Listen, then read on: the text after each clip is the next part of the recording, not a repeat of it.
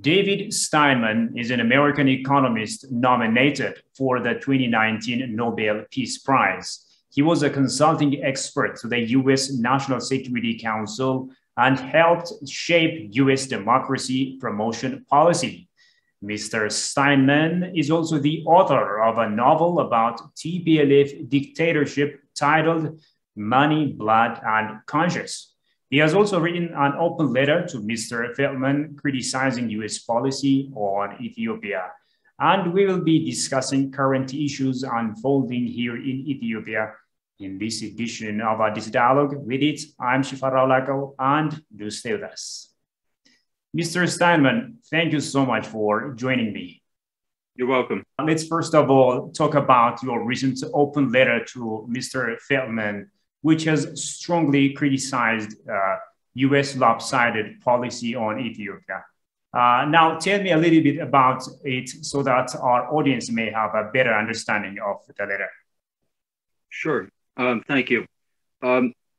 This is a letter that I did publish addressed to U.S. Special Envoy Jeffrey Feltman, who is, as most of your viewers know, delegated by President Biden to represent him in the Horn of Africa on several issues, one of which, of course, is the current fighting inside of Ethiopia.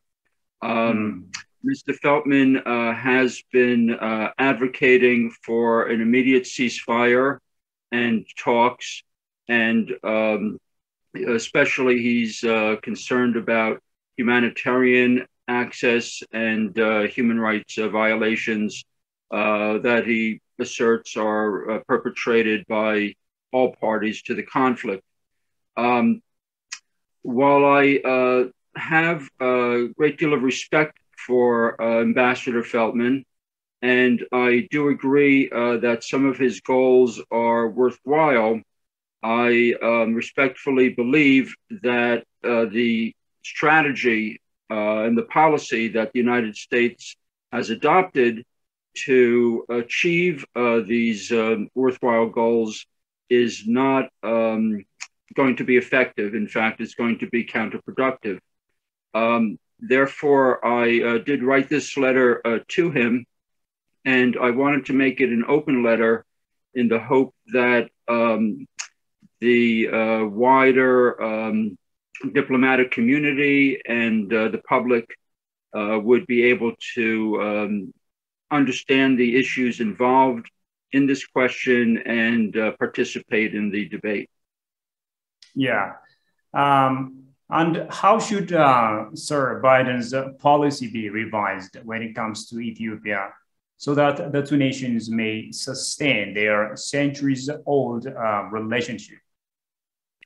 The policy reflects what I believe is a long-standing bias in favor of the TPLF that has lingered in the State Department ever since the Clinton era.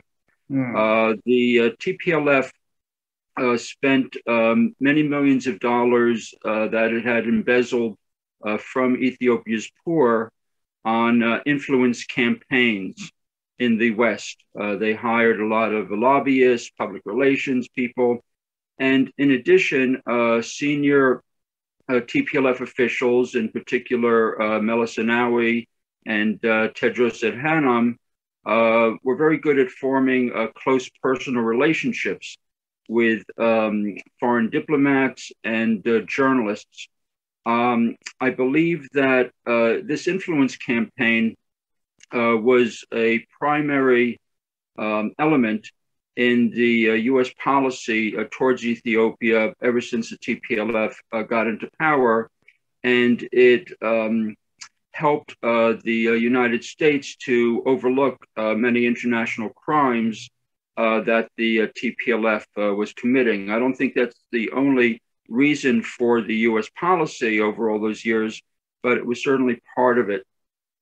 And this institutionalized prejudice in favor of the TPLF, I believe, continues until today, especially considering that there are Clinton-era holdovers or officials who have now returned to the Biden administration. And in particular, Dr. Susan Rice, but also, Secretary of State Blinken and others. And the current policy that Ambassador Feltman is advocating, I believe, reflects this pro-TPLF bias. You also argue that the Biden administration should stand firmly with the Ethiopian government in return for fresh concessions on humanitarian access, human rights, and other issues. But apparently, the administration has been reluctant so far. What have you observed here? I think that the American idea that the fighting is simply going to stop and that is going to be a stepping stone towards some type of a permanent solution is flawed, because it envisions the survival of the TPLF in its present form, at least with its present senior leadership. And as long as the senior TPLF leadership remains, I don't believe that Ethiopia can ever move forward, will not have any stability, because their goal, the senior TPLF leaders' goal, is to destabilize Ethiopia in order to regain power and regain their corrupt control over the national economy.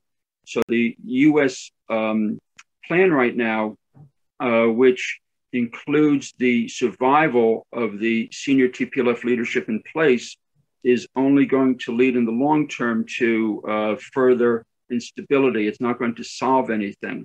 Therefore, I think a transactional approach in which Ethiopia winds up with greater support will help it get this war over with sooner and faster. Policy change that I'm advocating, I believe, will help end the war sooner, but will also see the end of the TPLF in its present form with its present leadership, therefore more likely to lead to a permanent security improvement that the present policy does not offer. It seems that the Biden administration is desperate to intervene in the internal affairs of Ethiopia by hook or by crook. Threats of sanctions so far, and now finally they have blurted it out. Military intervention under the ironical guise of helping solve the conflict. Now, what is the meaning of this? Well, to the best that I am aware, the call for military intervention was a call by a retired U.S. admiral for the United States to take part in a United Nations force. But that's just the opinion of one man, just as my opinion is that of one person. That admiral is no longer speaking for or working for the United States government, and he does not state any official policy. So I'm afraid that the matter has gotten blown out of proportion. And, when you have a situation like this, you have a lot of people come in with opinions, from every direction. But that I don't think is reflective of U.S. intentions or U.S. policy. In fact, I am sure that U.S. policymakers would view the prospect of sending American troops into Ethiopia with horror. I think it's the last thing they want to do. Also, Ethiopia is a sovereign nation that has never been colonized, sir, and never defeated in any battle in its history, as you know. And this fact is well known across the world, including in the United States of America. So will the USA wage a military intervention, or can this possibly, as you said, be just a bluff? I wouldn't say that it's a bluff, because the United States has not itself made such a threat. and I don't believe it intends to. So I think that there is no realistic likelihood of military intervention, and I do not believe that is the intent or interest of the United States government. I don't speak for them. I'm not an employee of the government, but to the best of my knowledge and from everything I know about the way they think and they operate, I don't believe it's true that the U.S. has the slightest interest in a military intervention in Ethiopia. Let's also talk about your book. You are the author of a historical novel about TPLF, a dictatorship titled Money, Blood, and Conscience. Let's first talk about the book. Thank you. For many years, I've been working with the opposition against the TPLF for decades, in fact, since 1991. And part of that work, especially in the early days, involved trying to generate Western interest in Ethiopia's human rights crisis. And for many years, it was very difficult going. I published the first expose in major Western media of the TPLF's corruption and human rights abuses. And I tried to encourage journalists to cover this story as well. And very, very slowly, over many, many years, gradually Western interest began to increase. But it occurred to me that there are many people who are not in the West, that is, who are not necessarily following Ethiopian news and are never going to learn about Ethiopia's political challenges through nonfiction, through op-eds like I wrote, or through hard journalism, such as the other journalists write. So I thought that I would try something more innovative and create what I call an entertainment vehicle by writing a novel that is a love story. It's this story of a love affair between an American and an Ethiopian. So it's an Ethiopian-American love affair. And it's also a political thriller. It takes place during the Meles dictatorship. But my thinking was that by creating a work of entertainment, it would attract people to the subject matter who would not normally take an interest in Ethiopia. And in fact, if one looks at the reviews on Amazon that are posted by Westerners, it seems to be doing a very good job, because they write about how they knew nothing about the situation in Ethiopia until they read the book. And basically the idea is they read the book, they enjoy the book, but by the time they're finished, they've learned a great deal about the TPLF's crimes against humanity, and they come away more knowledgeable about the situation and hopefully more interested and motivated to take an interest in U.S. policy. So the book is something that I hope every Ethiopian will recommend to anyone who may not understand the TPLF's crimes against humanity. As far as I'm aware, this is the only popular work that's out there that educates the reader in this way, or in fact covers the subject of the TPLF dictatorship. But I do ask all Ethiopians who may have contacts with Westerners, or merely know people who really don't understand the truth about the TPLF, to encourage them to read the book. You also filed a complaint with the International Criminal Court, I think it was last year, that exposed World Health Organization Director General Tedros Adhanom's crimes against humanity as an Ethiopian official. The news has created a global media sensation. Now, tell me a little bit about that, and what is your current stance in this regard? Sure. Having worked with the anti-TPLF opposition for decades as senior foreign advisor, I was well aware of the role of Tedros Adhanom in crimes against humanity committed by the Ethiopian government, in particular after 2012, when he became the third highest official in the government, as well as a member of the executive committee or the Politburo. And from 2012 to 2016, he was in a position of what is called senior or command responsibility, meaning that he had at least partial control over security forces and civil servants who were carrying out these crimes against humanity. And I also saw that during these years, he had involved himself in attempts to cover up several mass disasters in Ethiopia. He had tried to cover up a famine. He tried to cover up the failure of the poverty programs. He tried to cover up a massacre. He tried to cover up the arrest of journalists. So I felt that there were two reasons why it was important to try to make him accountable for his involvement in the Ethiopian crimes against humanity. One, as a matter of social justice. In fact, I thought it was terribly wrong that he was elected, because it was a sign of great disregard by the member states for his Ethiopian victims. But in addition to feeling that he should be accountable for the crimes of the government when he was in power, or when he shared power, I thought it was also important to make people understand that the world's most important public health agency is being run by a man whose testimony would not be accepted in even a small traffic court, for example.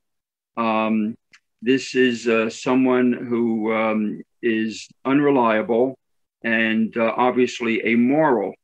So I decided that one way to address these problems would be to file a complaint with the International Criminal Court. Now, the truth is that the ICC has very limited jurisdiction over Tedros, excuse me, not because he has diplomatic immunity, but because Ethiopia is not a signatory to the Rome Statute, which the ICC enforces. And that narrows greatly the possible crimes that the ICC can have jurisdiction over, which is limited to harm to ICC member states that was indirectly caused by Tedros. For example, if he forced refugees to go into member states, Djibouti, Kenya, or Uganda, when Ethiopian security forces kidnapped or killed or abused Ethiopian refugees in those countries, that is one area where the ICC potentially has jurisdiction.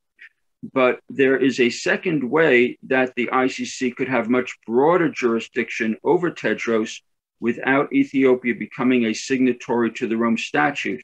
And that is if the government of Ethiopia lodges a request with the ICC prosecutor to take what's called ad hoc jurisdiction over Tedros alone. What that basically means is the ICC is asked to make an exception that although Ethiopia is not a signatory, that the two parties, the Ethiopian government and ICC, agree that the ICC may have jurisdiction only over Tedros's crimes.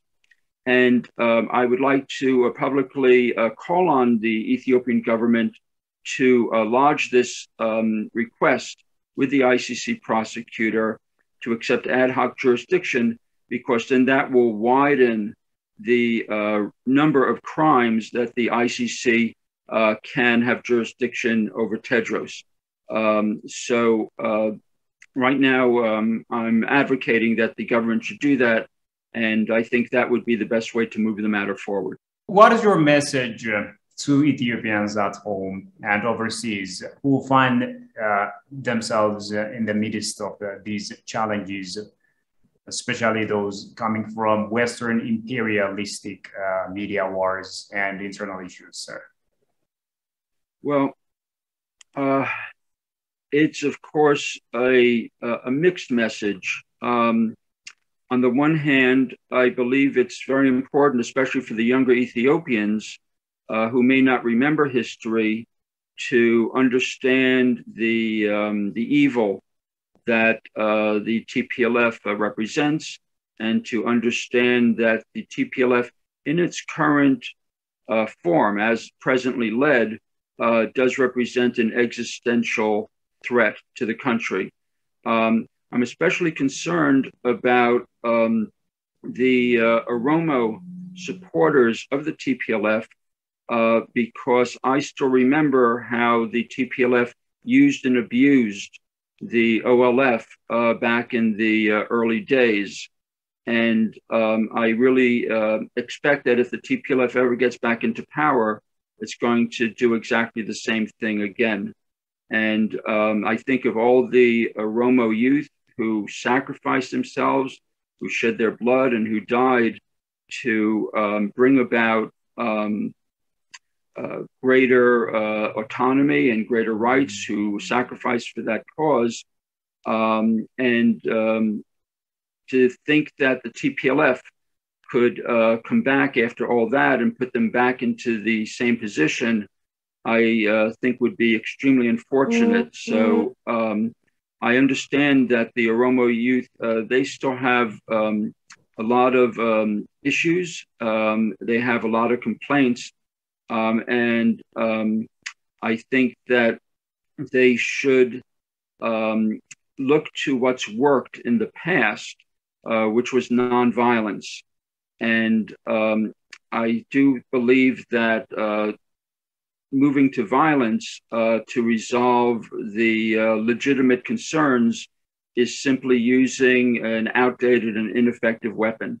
So my advice to Ethiopians, one, is to continue to push for greater human rights, greater political reform, but to do so nonviolently. At the same time, that they do have to muster the stiffest possible resistance against the TPLF, because that's only going to bring the country back. There's still a lot of progress that has to be made, but going backwards is certainly not the solution to it. And finally, sir, what lessons can other African nations draw from the crisis or the issues that are unfolding in Ethiopia? And how should Africa be prepared against similar threats from Western countries that still look down on the continent of Africa and want to recolonize it? Well, the most important thing that Africa as a whole can do, and I really say this with some hesitation, because I don't know if Africans really need to or should be, looking to a white guy in the United States for advice on how to conduct their affairs. But since you asked, I believe that if they prioritize human rights and the widespread dissemination of nonviolence, they will strengthen their domestic societies and their domestic economies, which will provide a basis for economic development. With political stability that human rights and democracy and nonviolence can bring, and the better economic progress that the accountability that such reforms would bring, is the path to greater independence. And the more economically independent a country is, the less susceptible it is to foreign influence from the West, from China, from Russia, from anybody. Indeed. Well, Mr. Steinman, thank you so much for your ideas, your perspectives, and for also standing by Ethiopia, for helping us convey or become our voice to the whole world. Well, Ethiopia is a great country and it has wonderful people. And I hope and pray that things will be better there soon. Well, dear viewers, with that, we come to the end of today's program, and many thanks for your company so far. Until I see you next time with another program, it's goodbye from me, Shufar Stay safe and take care.